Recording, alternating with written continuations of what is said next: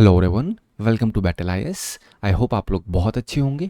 आज हम 26 सितंबर का न्यूज़पेपर एनालिसिस करेंगे।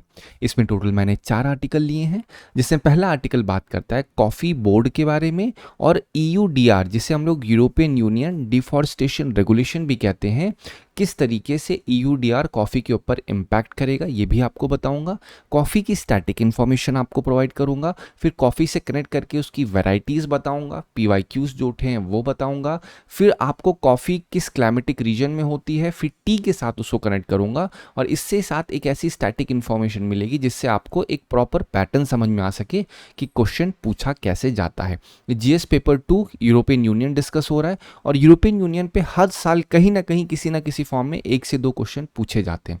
तो यहाँ पे ईयूडीआर ज़रूरी है हमारे लिए, इसलिए जीएस पेपर 2 और जीएस पेपर 3 में जो हमारा इकोनॉमी सेक्शन है वहाँ पे भी इसकी रेलेवेंस है। सेकेंड आर्टिकल बात करता है एफसीआरए कैंसिलेशन के ऊपर। एफसीआरए मतलब क्या होता है? Foreign contribution regulation act.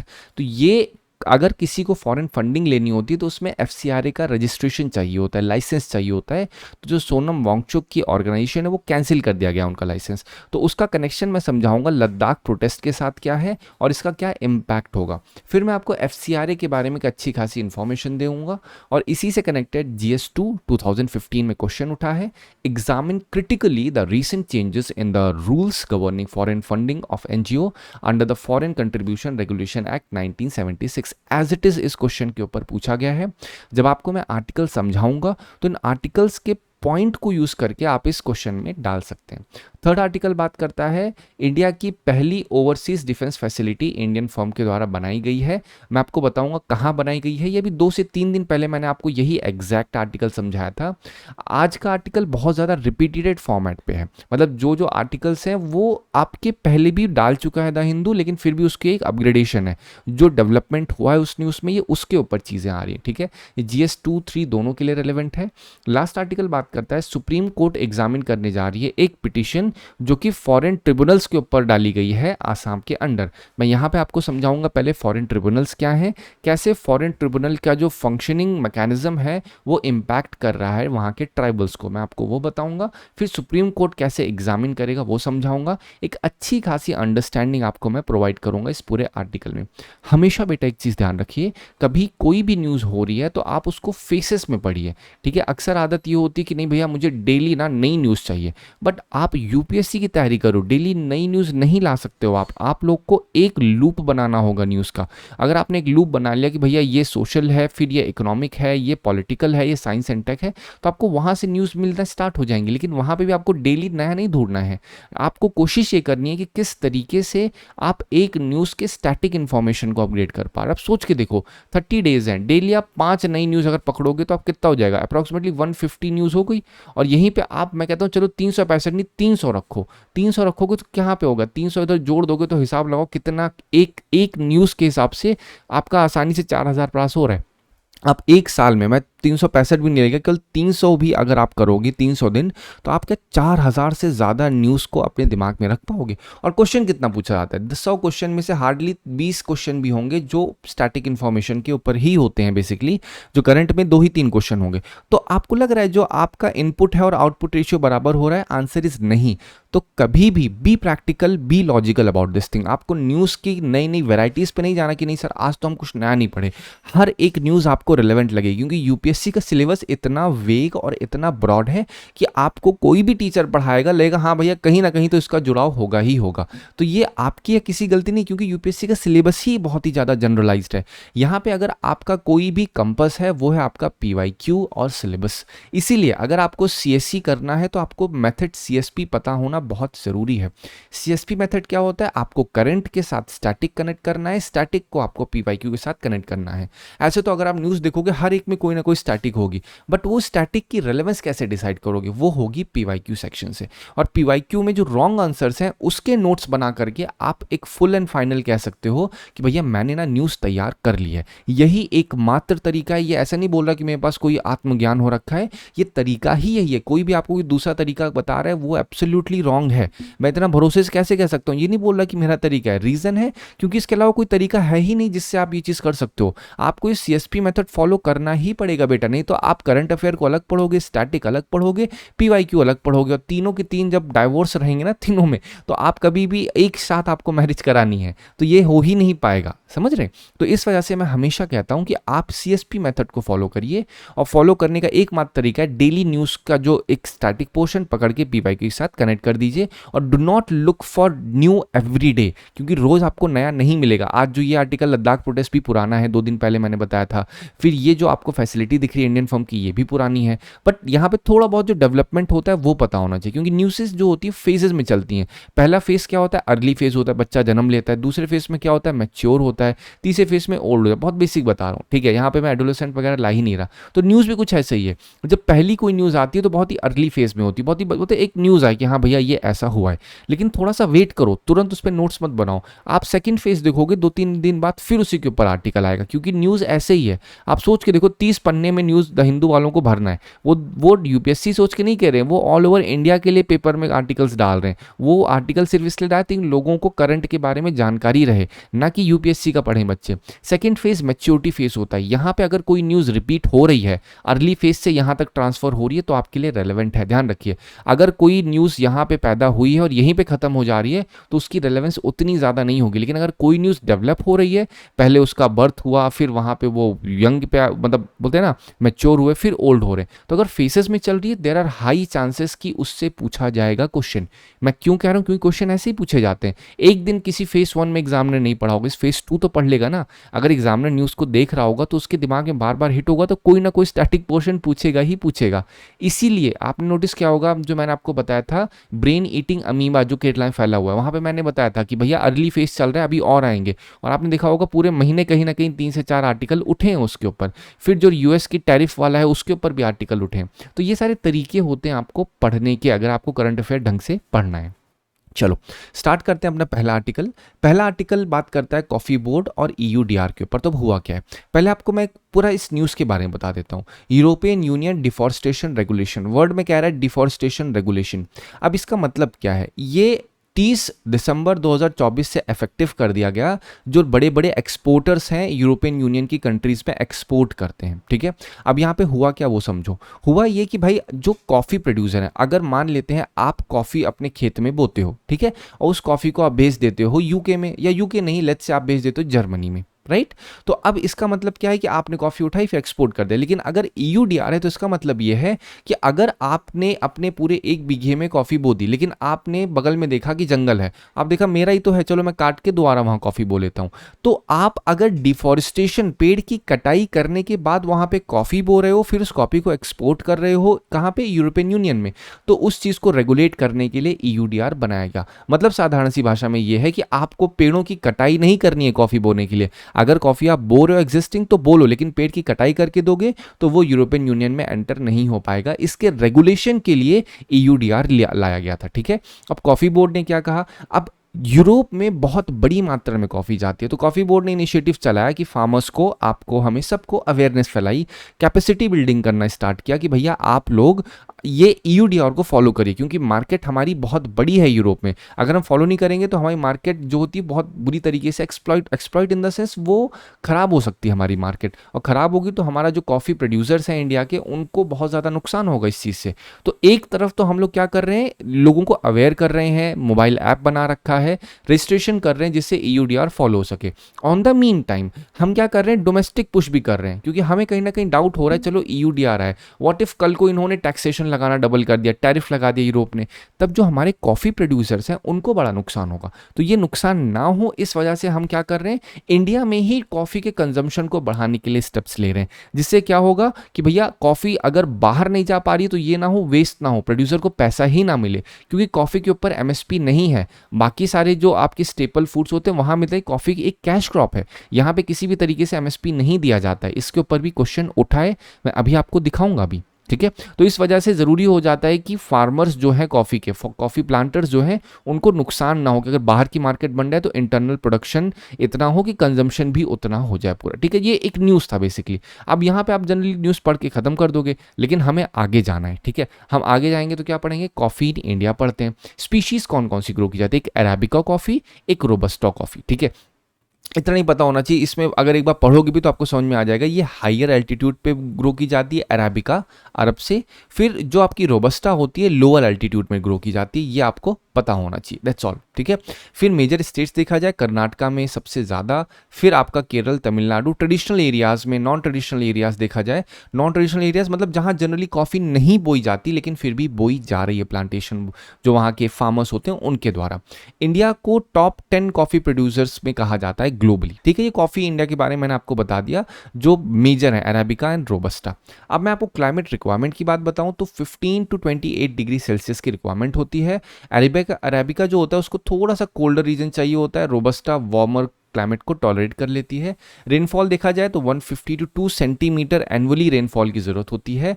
ये बहुत ही अच्छे तरीके से शेड में, छाँव में, हाई ह्यूमिडिटी जहाँ पे होती है, उमस जहाँ होती है, फ्रॉस्ट फ्री, मतलब बहुत ऐसा नहीं होना चाहिए कि वहाँ पे बर्फ़ के वो पड़ रहे हैं, वो चीज़ नहीं होगी। एक्सट्रीम हीट भी नहीं होनी चाहिए, माइल्ड लेवल पे जो होगा।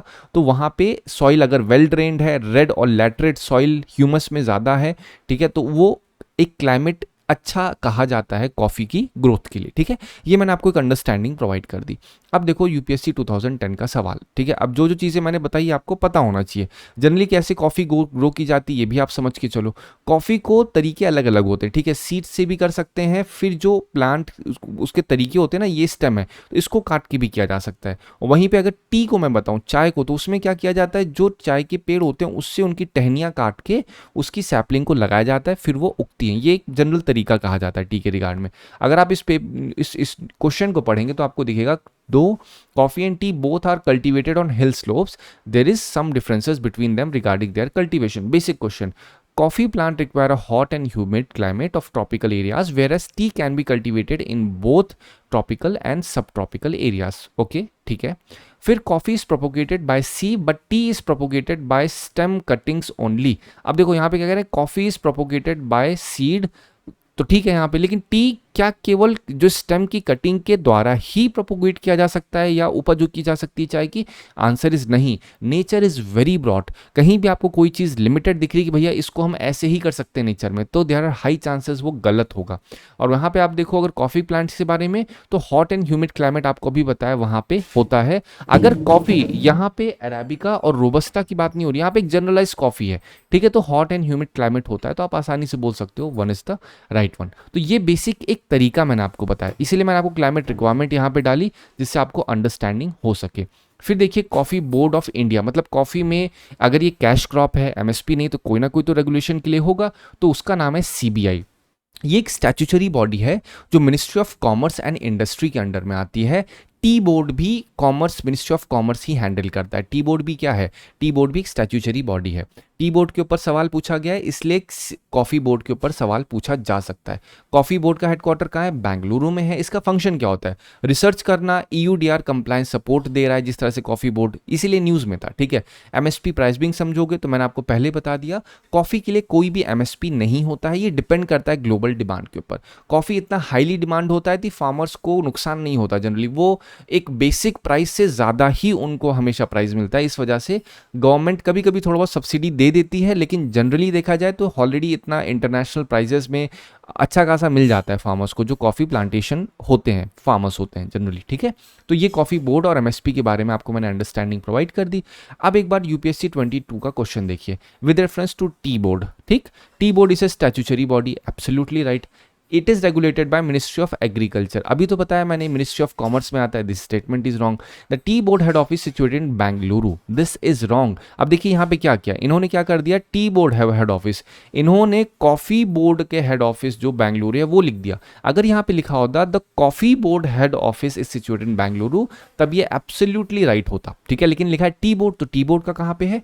कोलकाता में है। तो इन्होंने क्या लिख दिया? कॉफी वाला लिख दिया हेड ऑफिस। तो अगली बार यहाँ पे ऐसे लिख सकते हैं कि the coffee board head office is in Kolkata, replace कर देंगे। इन्होंने क्या किया, कॉफी वाले को डाल दिया टी में, तो अगली बार क्या कर सकते हैं, टी वाले को कॉफी में डाल देंगे, यही तो करेंगे, मिक्सिंग कर रहे हैं लोग, ठीक है। The board has overseas offices at Dubai and Moscow, this is also absolutely right. तो 1 और 4 इज द राइट वन। मैंने आपको रीजन बताया क्यों रॉन्ग है ये, ठीक है। 2018 का क्वेश्चन देखिए, the cabinet committee on economic affairs has announced MSP for which of the following above crops. तो अब देखो ध्यान से, तो यहाँ पे कॉफी लिखा है, तो कॉफी अभी बताया, एमएसपी यहाँ पे नहीं है। बाकी आपको ग्राउंड नट पीनट के बारे में जब बता रहा था, वहां पे मैंने आपको समझाया था इंडोनेशिया में जो प्रॉब्लम हुई थी, वहां पे क्या हुआ था, जो एफ्लाटॉक्सिन मिला था ग्राउंड नट में, इस वजह से वहां पे जो एक्सपोर्ट किया गया था इंडिया की तरफ से, उन लोगों को बहुत प्रॉब्लम हुई थी, क्योंकि इंडोनेशिया में उन्होंने अपनी मार्केट में भेजने से मना कर दिया, क्योंकि एफ्लाटॉक्सिन था। उन्होंने कहा कि भाई ये चीज़ गलत है, अब हम इसको नहीं कर सकते, इससे नुकसान काफ़ी इंडियन फार्मर्स को हो रहा था उस चीज़ से। ठीक है, तो ग्राउंड नट पे जनरली देती है गवर्नमेंट एमएसपी, ये मैंने आपको ऑलरेडी समझा दिया था, बट ये मैंने क्वेश्चन लिया जस्ट बिकॉज समझाने के लिए, ये लोग एमएसपी पे सवाल पूछते हैं। 2007 का क्वेश्चन देखिए, यहाँ पे भी कॉफ़ी के ऊपर पूछा गया है। फिर ये क्या है, डालबर्गिया स्पीशीज़, ये किस चीज़ की स्पीशीज़ एसोसिएटेड है, तो ये रोजवुड की स्पीशीज़ है। मैंने आपको 1 सितंबर का, अगर आप जा करके आप न्यूज़ देखोगे, आर्टिकल देखोगे, समरी भी सुन लोगे, तो आपको वहाँ दिखेगा, मैंने इसका पूरा रोजवुड के ऊपर समझाया था, जो गवर्नमेंट ने नए रूल्स लेके आए हैं रोजवुड प्लांटेशन के लिए। रोजवुड क्या, वही लाल चंदन पुष्पा वो वाला है ना, झुकेगा नहीं, पता नहीं क्या फर्जी वो लोग क्या करते हैं, तो ये उस चीज़ के ऊपर है बेसिकली। ठीक है, तो ये एसोसिएट यहाँ पे कॉफी और टी था, इस वजह से मैंने क्वेश्चन लिया। मैंने हमेशा कहा है कि बेटा अगर कभी कोई चीज़ रॉन्ग है तो उस रॉन्ग से अगली बार राइट उठाई जा सकती है, और उठाया भी है। देखो कॉफी भी पूछ रखे हैं, यहाँ पे टी के बारे में पूछे, तो आपको अलग अलग न्यूज़ नहीं, ये प्रूफ कर रहा हूँ मैं कि आपको न्यूज़ की डाइवर्सिटी पे नहीं जाना, कि मतलब नई नई न्यूज़ के वेरिएशन पढ़ रहे हो, एक ही न्यूज़ के लूप को आप समझने की कोशिश करो, उससे आपकी अंडरस्टैंडिंग और ज़्यादा अच्छी हो जाएगी। चलो अब हम बढ़ते हैं टी के ऊपर। टी के बारे में एक बेसिक इन्फॉर्मेशन बता दूं, मेजर स्टेट्स जो हैं आसाम, वेस्ट बंगाल, तमिलनाडु, आंध्रा कहे जाते हैं। क्लाइमेट देखा जाए तो क्रॉप, इसका चेंजिंग क्रॉप पैटर्न होता है जनरली। ठीक है, और फिर अगर देखा जाए तो ये जो आपकी टी होते हैं, इनके ऊपर पेस्ट का और डिसीज का खतरा ज़्यादा होता है, और रिसेंटली अभी ये भी केस हो रहा था कि टी एक रिस्क पे भी चल रही है, तो इस वजह से इंडिया में टी के कंजम्पशन को बढ़ाने की बात की जा रही थी, कि इंडिया में अगर यही सेम प्रॉब्लम टी के साथ भी हो रही, जो कॉफ़ी के साथ प्रॉब्लम है, टी के साथ भी यही प्रॉब्लम चल रही थी। 2 दिन पहले मैंने आपको समझाया था। हेडक्वार्टर देखिए कोलकाता में है, कॉमर्स मिनिस्ट्री इसको हैंडल करती है। यूपीएससी 22 का क्वेश्चन देखिए, कौन कौन से टी प्रोड्यूसिंग स्टेट्स हैं जनरली, आंध्रा, केरल, हिमाचल प्रदेश और त्रिपुरा। अगर आप ध्यान से देखोगे तो जनरली तो सारे ही है ना, एक तरीके से देखा जाए, इसे तो मैंने यहाँ पे सारा सारा लिख दिया एक साथ। ठीक है, चलो हम लोग बढ़ते हैं अपने नेक्स्ट आर्टिकल पे। नेक्स्ट आर्टिकल भी आपको समझाया था अभी, आई थिंक 3 दिन पहले मैंने आपको बताया था, लद्दाख में जो प्रोटेस्ट थी वो कन्वर्ट हो गई थी किसमें, आपका वायलेंस में, जिसमें 4 लोगों की मौत भी हो गई थी। ठीक है, तो ये मैंने कनेक्ट किया था कि ये नेपाल के जेंजी प्रोटेस्ट जैसा हो रहा था ना, वैसा कुछ यहाँ पे ना कन्वर्ट हो जाए। तो इसमें जो नाम आ रहा था, इनिशिएटर जिसने किया था, इनिशिएटिव लिया था, वो भाई साहब सोनम वांगचुक कहे गए थे। ठीक है, तो सोनम वांगचुक की एक एनजीओ है, उस एनजीओ का नाम क्या है, SECMOL, SECMOL student educational culture movement of Ladakh. तो सेकमॉल के पास एफसीआरए का लाइसेंस था, मतलब किसी भी एनजीओ के पास एफसीआरए का लाइसेंस है तो ये फॉरेन कंट्रीज से डोनेशन इनको मिल सकता है आसानी से। ठीक है, तो अब गवर्नमेंट ने क्या किया है, गवर्नमेंट को शक हुआ कि ये वायलेंस कर रहे हैं, वायलेंस को और ज़्यादा ये प्रमोट कर रहे हैं, तो इस वजह से इनका एफसीआरए लाइसेंस कैंसिल कर दिया। अब इसका इम्पैक्ट क्या होगा, इसका इम्पैक्ट ये होगा कि फॉरेन से अब इनके पास पैसा नहीं आ पाएगा। पहला चीज़, एलिगेशन क्या है, इन्होंने वायलेट किया है फॉरेन कंट्रीब्यूशन रेगुलेशन को। अब कौन कौन से एलिगेशन पर्टिकुलर, इन्होंने कहा कि भाई इन्होंने ओल्ड बसेस को परचेस किया था, एफसीआरए के फंड से, वो पर्सनल पर्पस के लिए था। फिर उन्होंने कहा गया कि भैया जो आपका एफसीआरए अकाउंट है, इसको इन्होंने गलत तरीके से इस्तेमाल किया, जो स्वेडिश एनजीओज हैं वहाँ पे उनसे जो इन्होंने 4.93 लाख का डोनेशन लिया है, उसमें कहीं ना कहीं ये पर्पस था सॉवरेनिटी एंड माइग्रेशन वाला जो टॉपिक था। वो देखो, ये जो स्वीडिश एनजीओ है, ये इसका काम क्या है, सॉवरेनिटी एंड माइग्रेशन। अगर कोई एक थीम है किसी पर्टिकुलर एनजीओ को, वो दूसरे एनजीओ को अगर डोनेशन दे रहा है, दैट मीन्स वो एनजीओ कहीं ना कहीं उनके सोच और विचार से अलाइन हो रहा है। तो गवर्नमेंट को शक हुआ, भैया ये जो सॉवरेनिटी और माइग्रेशन की बात हो रही, कहीं ऐसा तो नहीं है लद्दाख को ये सॉवरेन करने की बात कर रहे हैं। तो इस वजह से एफसीआरए में ये चीज़ होती है कि आप अगर बाहर से डोनेशन ले रहे हो तो आप नेशनल इंटरेस्ट को, जो बेसिक स्ट्रक्चर होता है कॉन्स्टिट्यूशन का, अगर उस पर गलती से भी कोई भी चीज़ वायलेट होगी तो आप एफसीआरए का लाइसेंस कैंसिल होगा। तो ये सारे ग्राउंड्स बना के गवर्नमेंट ने उसको कैंसिल कर दिया। अब ज़रूरी हो जाता है हम एफसीआरए के बारे में पढ़ें। इसका पर्पस क्या है, मैंने ऑलरेडी इनफ बता दिया, फॉरेन कंट्रीब्यूशन को एक्सेप्ट करना, ठीक है, ये इंश्योर करता है कि भाई साहब कोई भी एफसीआरए का मतलब ये है कि कोई भी फंड अगर बाहर से आ रहा है तो इंडिया के नेशनल इंटरेस्ट, सिक्योरिटी और सॉवरेनिटी के अगेंस्ट ना हो। इसी वजह से मैंने आपको जो स्वेडिश एनजीओ कहा उसका ऑब्जेक्टिव क्या है, सॉवरेनिटी के ऊपर, तो गवर्नमेंट को शक हुआ। ये 1976 में इनैक्ट किया गया था और यही क्वेश्चन GS2 2015 में भी आपने देखा।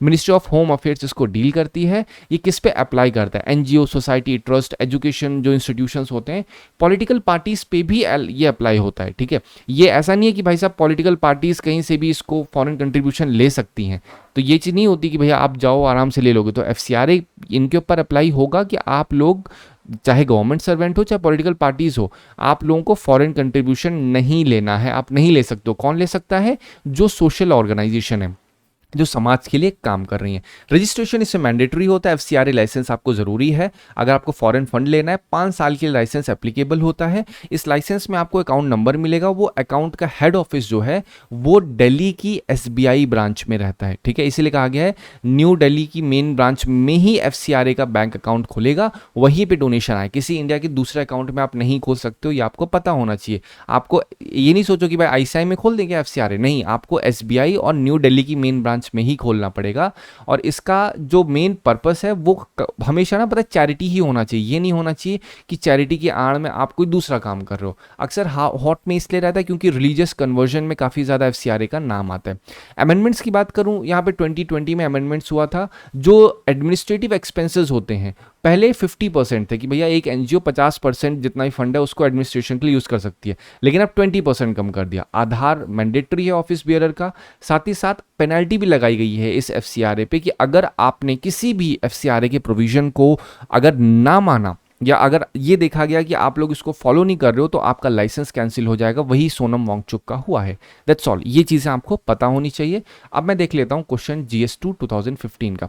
आज मैंने वर्ड्स भी आपके लिए डाले हैं। Examine critically the recent changes in the rules governing foreign funding of NGOs under foreign contribution act 1976। अब देखो ये आज से 10 साल पहले का सवाल है, लेकिन आज के लिए इसका रेलेवेंस है कि नहीं, सोच के देखो। मैं आपसे पूछ रहा हूँ, अरे भैया एफसीआरए तो अपना चल रहा है ना, उसका रोल हमेशा ध्यान रखिए। 2010 का पेपर को ये मत सोचो सर ये पेपर तो ओल्ड हो गया है, क्या सर हमें ये पढ़ना है? एब्सोल्युटली पढ़ना है। 200 नहीं 2000% आपको पढ़ना है।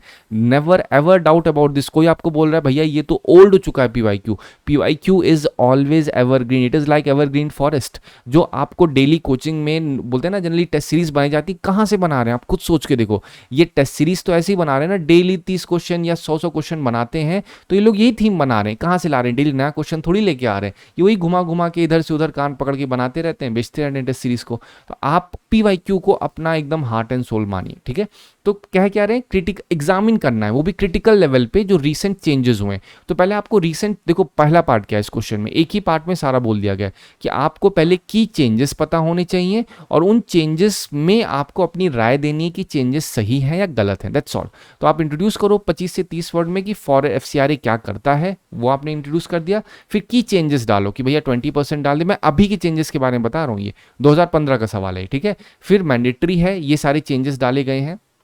ठीक, फिर क्या हुआ, ये सब ग्रांटिंग अगर आप नहीं कर सकते, ऐसा नहीं हो सकता कि आपको अगर एक फॉरेन एनजीओ एफ है उसने इंडिया का एक एनजीओ आई है उसको दे रखा है, तो ये नहीं है मान लो 100 रुपये इसके पास है, अब ये आई एनजीओ इंडिया में किसी दूसरे एनजीओ को नहीं दे सकता है, इनको अपने से यूटिलाइज करना पड़ेगा। आधार, तो ये सब क्या है, सारी की चेंजेस हैं जो लाए गए हैं। अगर 2015 में सॉल्व करते आप तब ये सारी चीज़ें आप कहीं ना कहीं ना लिखते, क्योंकि अमेंडमेंट ही हुआ है 2020 में। तो मैं आपको आज के रेफरेंस में ये बता रहा हूँ। ठीक है, अभी जो की चेंजेस हैं, इन की चेंजेस का आपको क्रिटिकली एग्जामिन करना है। आप एक बार इसमें पॉजिटिव बताइए क्या क्या इससे सही है, फिर जो की चेंजेस हैं उसमें कंसर्न्स क्या क्या हो सकते हैं वो डालिए और कंक्लूड करिए। क्रिटिकली एग्जामिन करना मतलब क्या होता है, अगर आपसे कहा गया है भैया इस एक्स स्टेटमेंट को आप क्रिटिकली एग्जामिन करिए, तो पहले तो आप उस एक्स स्टेटमेंट को समझाइए, फिर एक्स का आप पॉजिटिव बताइए, फिर एक्स का negative. Negative should always be in a tone that there should be space और there should be scope for optimism, there should be scope for development. ये नहीं चाहिए कि आप ओपन बोल रहे हैं ये तो गलत है, ऐसा होना ही नहीं चाहिए। आप इसको रैदर देन राइटिंग दिस आप ऐसे लिख सकते हो कि यहाँ पे ये इंप्रूवमेंट की जरूरत है, रैदर देन कि नहीं this is perfectly wrong, this is perfectly right, nothing is perfect. ठीक है, तो इस वजह से ये तरीका आपको अपने दिमाग में रखना होगा। अब बढ़ते हैं next article. Next article again ये आपको पहले ही समझा दिया था, आपको मैंने उस दिन समझाया था कि राजनाथ की जो हमारे डिफेंस मिनिस्टर उनकी विजिट हुई थी, कहाँ, मोरक्को में हुई थी। तो वहाँ पे विजिट होने पे एक टाटा की advance system limited company establish की गई है मोरक्को में, और वो कंपनी क्या करेगी, उस प्लांट में, उस फैक्ट्री में डेवलप किया जाएगा वैप, जिसे हम लोग कहते हैं व्हील्ड आर्मर्ड प्लेटफॉर्म। ये प्लेटफॉर्म अभी मैंने आपको उस दिन भी समझाया था, ये जो व्हीकल देख रहे हो इसकी यहाँ पे मैन्युफैक्चरिंग की जाएगी। अब हम समझ लेते हैं कि मोरक्को का क्या रेलेवेंस है यहाँ पे, ठीक है। ये हमारी इंडिया की पहली एक फैसिलिटी कही जा रही है, डिफेंस मैन्युफैक्चरिंग फैसिलिटी है जो मोरक्को में खोली गई है। तो एक बार थोड़ा मोरक्को के बारे में जान लेते हैं। आप मोरक्को को देखो ध्यान से, ये रहा स्पेन, ये रहा मोरक्को, और ये रहा आपका पूरा अफ्रीका का रीजन। तो बेसिकली मोरक्को कहाँ पे है, अफ्रीका में, पहली चीज पता होनी चाहिए आपको। अब स्ट्रैटेजिक बेनिफिट उस दिन भी समझाया था इंडिया के लिए क्या है, हमारी डिफेंस डिप्लोमेसी अच्छी होगी, इंडिया का पहला डिफेंस फैसिलिटी हब बन रहा है, तो कहीं ना कहीं हमारा जो बोलते हैं ना एक्सपोर्टिंग हब बन जाएगा, हमारी डिपेंडेंसी थोड़ी बहुत कम होगी। जो हमारे राइवल्स हैं, चाइना की बात की जाए, यूएसए की बात, तो कहीं ना कहीं क्या होगा, उस पर हम अपने राइवल्स को काउंटर कर सकते हैं। एनर्जी और मैरिटाइम सिक्योरिटी और मजबूत होगी, क्योंकि यहाँ पे हम लोग क्या किया, हमने सॉफ्ट इन्वेस्टमेंट किया है। हमने जाकर के ऐसे 100 रुपए नहीं दिए, हमने 100 रुपए डाले हैं जिससे यहाँ पे लोग 1000 रुपए कमा सकें। इससे हमारा आत्मनिर्भर भारत भी अब्रॉड धीरे धीरे अप्रोच करेगा, जॉब क्रिएशन, टेक शोकेस भी इससे होगा। तो ये स्ट्रैटेजिक बेनिफिट है इंडिया के लिए। अब अगर आप मोरक्को की बात करो तो इस कैपिटल क्या है, रबात कैपिटल है। इसकी बॉर्डरिंग कंट्री मैंने उस दिन भी समझाई थी, फिर मैं बताऊंगा। अगर ये 100 बार आएगा मैं 100 बार आपको बताऊंगा, डू नॉट वरी, ये मेरी रिस्पॉन्सिबिलिटी। आपको पेपर में क्वेश्चन दिखना चाहिए, आप सॉल्व करने चाहिए। So I am not preparing you for UPPCSC, I am not preparing you for any other exam. मेरा ऑब्जेक्टिव है यूपीएससी, ठीक है।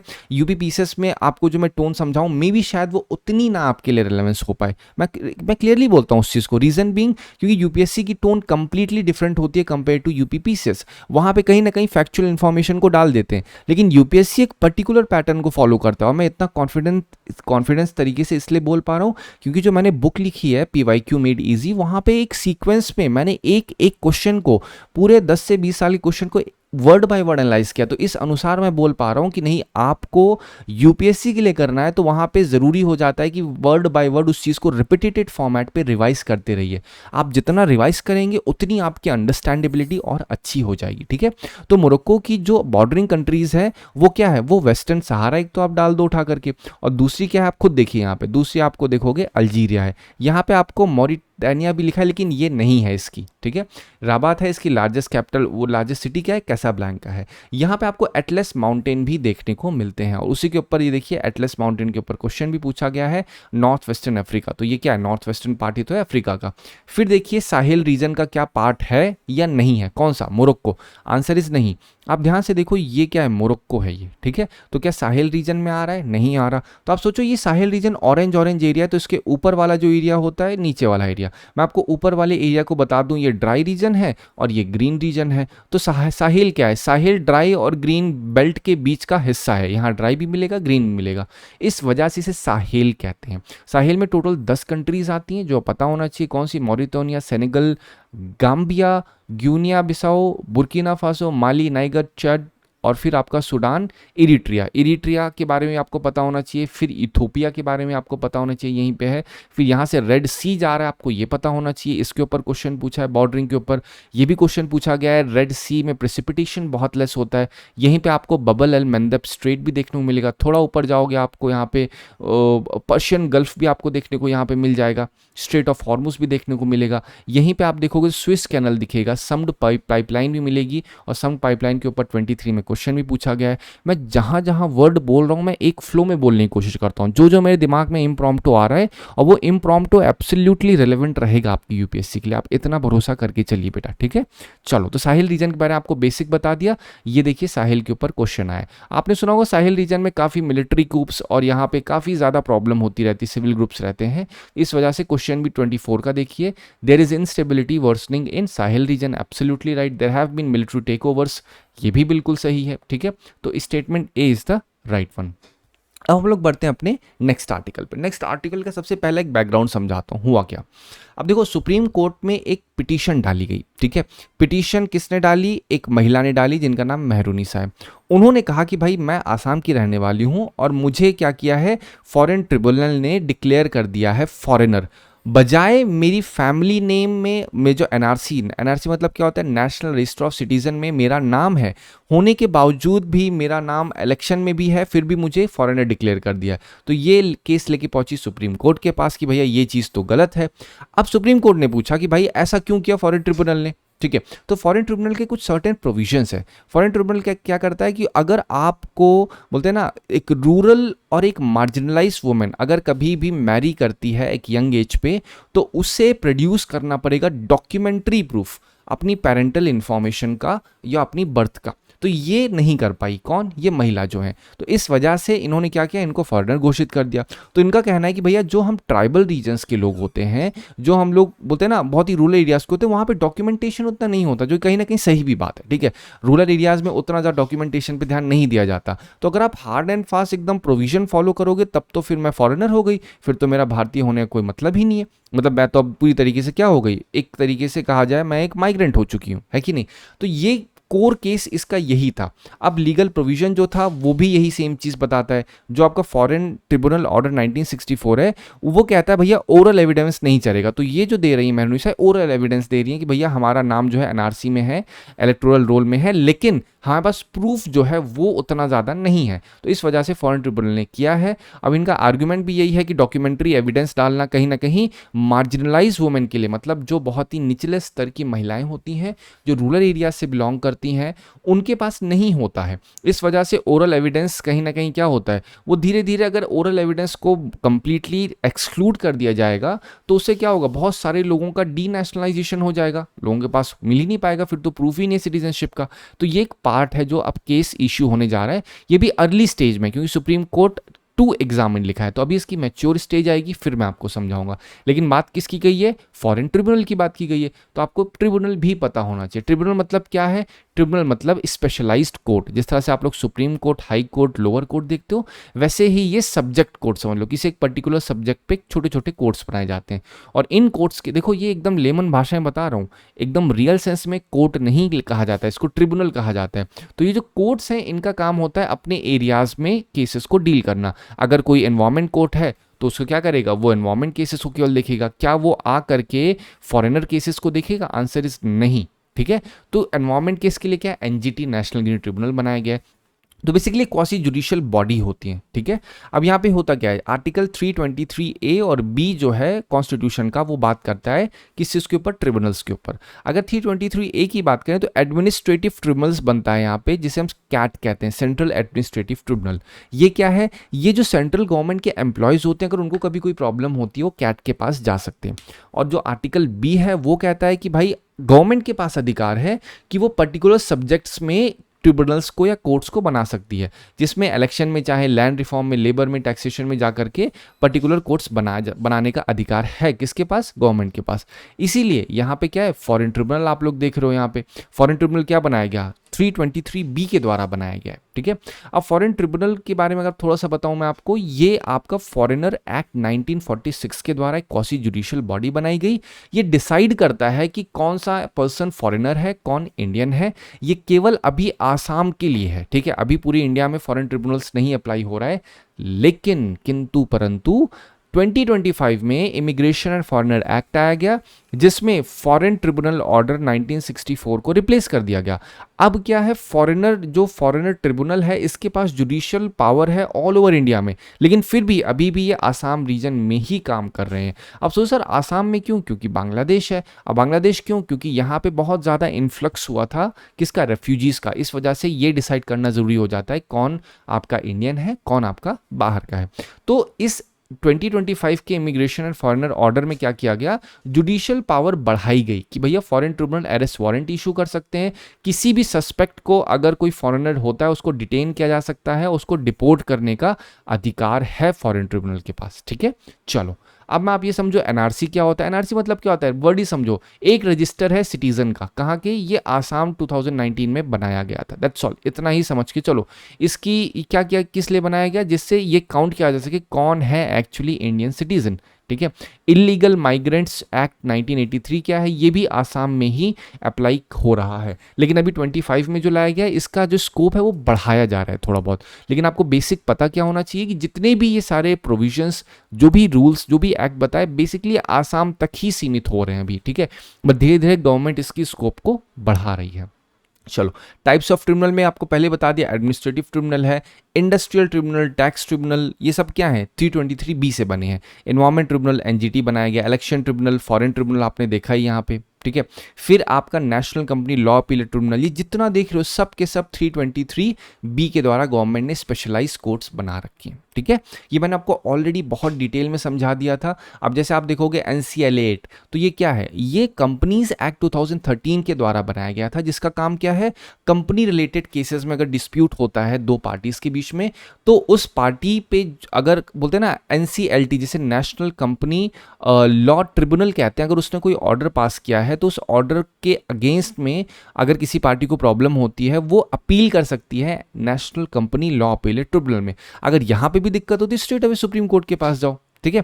तो ऐसा नहीं है कि कंप्लीटली एग्जॉस्टिव है, बस यहीं पे पूरा का पूरा न्याय मिल जाएगा। फाइनल न्याय कहाँ है, सुप्रीम कोर्ट में, लेकिन दोनों पार्टी एग्री कर देती हैं तो यहीं पे खत्म हो गया मामला, ठीक है। चलो 2012 का क्वेश्चन देखिए, मैंने कई बार समझा दिया, नेशनल ग्रीन ट्रिब्यूनल एक्ट 2010 के बारे में पूछा गया, ठीक है। मैंने आपको पहले बताया ये क्या, इसका ऑब्जेक्टिव क्या है, इसका पर्टिकुलर ऑब्जेक्टिव है कि इंडिया में एनवायरमेंट को सेफगार्ड करना, लोगों को हेल्दी एनवायरमेंट प्रोवाइड करना। वही चीज़ डाली गई है कि healthy environment is part of article 21। Second provision 275 article की बात करता है जो ग्रांट्स के ऊपर है, लेकिन ग्रीन ट्रिब्यूनल में ग्रांट्स के ऊपर बात नहीं हुई है। थर्ड स्टेटमेंट आप पढ़ेंगे, ये बात करता है 243 जो पंचायती राज के ऊपर, ग्राम सभा बात कर रहा है, और ग्रीन ट्रिब्यूनल कनेक्शन कुछ है ही नहीं ग्रांट से, ना ही आपका ग्राम सभा से। इसका रिलेशन ये है कि भाई कोई भी एनवायरमेंट केस होगा वो इस नेशनल ग्रीन कोर्ट में आएगा, आने के बाद यहाँ पे वो अपना जजमेंट पास करेंगे, तो one only is the right one, ठीक है। आते हैं नेक्स्ट आर्टिकल पे। नेक्स्ट आर्टिकल में एक वर्ड है प्रोविंशियल सिटीजनशिप, बस आपको ये पता होना चाहिए। बहुत देखो इतना बड़ा, लेकिन आप सोचो सर इसमें हम क्या पढ़ें कैसे पढ़ें, don't worry about it. Provincial relationship मतलब टेम्परेरी रिलेशन सिटीजनशिप, ठीक है। अब ये वर्ड क्यों न्यूज़ में है, क्योंकि ये जब एक इंसान X जहाँ पे रह रहा है और इंडिया में ही Y जहाँ पे जा रहा है, तो वहाँ पे कहीं ना कहीं प्रोविंशियल कहा जाता है उसको, ठीक है। इसीलिए इसको लिंक किया जाता है डोमिसाइल से, माइग्रेशन से और पॉलिटिक्स से। इसमें क्या होता है कि भैया अगर एक इंसान झारखंड का है और वो डोमिसाइल रहने वाला है वहाँ का, ठीक है, और अगर कहीं दूसरी जहाँ पे जाता है तो वो वहाँ की इंटरनल पॉलिटिक्स पे भी तो इम्पैक्ट करेगा, ऐसे लेबर होते हैं तो इम्पैक्ट करेगा। तो यहाँ पे सिर्फ वर्ड पता होना चाहिए, प्रोविंशियल सिटीजनशिप का मतलब क्या होता है, क्योंकि अगर कोई इंसान एक जहाँ से दूसरी जहाँ जाएगा तो उसके ऊपर इम्पैक्ट भी पड़ता है, ठीक है। क्या इम्पैक्ट पड़ेगा, वहाँ पे जो ऑलरेडी जैसे आपने देखा होगा बंगाल के या बिहार के लोग साउथ में जाते हैं तो वहाँ उन्हें डिस्क्रिमिनेशन का सामना करना पड़ता है, ठीक है। अब डिस्क्रिमिनेशन देखने की वजह से क्या होता है कि ये प्रोविंशियल सिटीजनशिप इतना न्यूज़ में आ रही है, उनको फील होता है भैया हम हैं तो भारत में ही, लेकिन यहाँ पे भी एक अलग देश में है, क्योंकि यहाँ हमें एक तरीके से भारतीय नहीं देखा जा रहा है, समझ रहे हो। तो ये सारे क्या हैं, ये सारे कॉन्सेप्ट हैं प्रोविंशियल सिटीजनशिप के, बहुत डिटेल में नहीं जाना है, उतना रिलेवेंट नहीं है। प्रोविंशियल सिटीजनशिप का मतलब बस समझ लो क्या है, प्रोविंशियल मतलब ये फील है, ये कोई पर्टिकुलर लीगल टर्म नहीं है ऑन पेपर, ये सिर्फ एक वर्ड है जो टर्म किया गया है, ठीक है। आप इसको यूज़ कर सकते हो अपनी इच्छा अनुसार, कभी कोई ऐसे के ऊपर टॉपिक आ रहा है, GS पेपर 2 में सिटीजनशिप के ऊपर कुछ पूछा गया है, या माइग्रेंट इशू के ऊपर कोई टॉपिक आ रखा है, तो वहाँ पर आप इस चीज़ को डाल सकते हो। नेक्स्ट आर्टिकल बात करता है India Russia BRICS agricultural talks के ऊपर। तो जो प्राइम मिनिस्टर नरेंद्र मोदी हैं वो मिले किससे, रशिया के डेप्यूटी PM के साथ, ठीक है। कहाँ पे, वर्ल्ड फूड इंडिया 2025 पे। की डिस्कशन ये हुआ है कि भैया ब्रिक्स किस तरीके से ग्रेन एक्सचेंज मतलब अनाज का एक्सचेंज करने में मदद करेगा, और जब अनाज एक्सचेंज होंगे तो एग्रीकल्चर ट्रेड और ज़्यादा अच्छा होगा, किसके बीच में, जो ब्रिक्स के देश हैं, कौन, ब्राज़ील, रशिया, इंडिया, चाइना और साउथ अफ्रीका। साउथ अफ्रीका सबसे लास्ट है ज्वाइन करने वाला, ये आपको पता होना चाहिए।